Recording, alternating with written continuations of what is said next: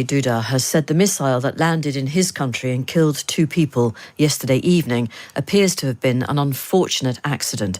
A missile struck the village of Peshadov in Poland on Tuesday.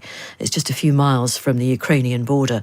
It is the first time that a NATO country has been hit during Russia's invasion of Ukraine, and there had been fears that there'd be a dramatic escalation if the missile had been found to have come from Russia.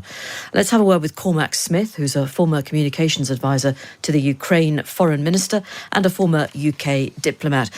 Cormac, do we know now for certain what happened here? Was it indeed a Ukrainian anti-missile defence system that was at play here?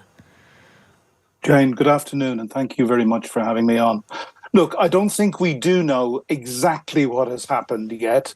Both the Poles and NATO and the Americans and others are tending towards the fact that it appears to have been a Ukrainian missile that went astray when it was fired to shoot down one of these rockets. It's interesting that today Oleksiy Danilov, who is the chairman of Ukraine's Security and Defense Board, has requested that Ukraine take part in the full and further investigations to ascertain exactly where it came from. The important point is it doesn't really matter where this missile came from. The fault lies squarely with Russia. If Russia had not invaded Ukraine, and indeed yesterday was probably the most murderous rocket attack with almost 100 cruise missiles and similar rockets fired at Ukraine, then this would not be happening. And it seems to many of us quite extraordinary that yesterday's action from Russia was so hideous and so violent when Sergei Lavrov is sitting there surrounded by other members of the G20 in Bali. And yes, absolutely. And at exactly the time that President Zelensky outlined a 10-point proposition of a peace plan. So I think it tells us all we need to know about the intent and the faith of the Russian Federation and the Kremlin administration in particular. Has Putin been seen around lately? I confess I don't think I've seen or heard from him for a couple of days. I don't believe he has. And, you know, he was famously absent last week when Shoigu, the Minister for Defense, and Surovkin, this new butcher who has been put in charge of the war in Ukraine, had this very staged conversation about the withdrawal from Kharkiv.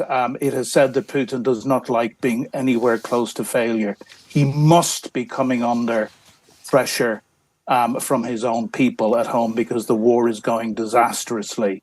So, to my knowledge, he hasn't been seen. And in fact, we're never too sure where he is.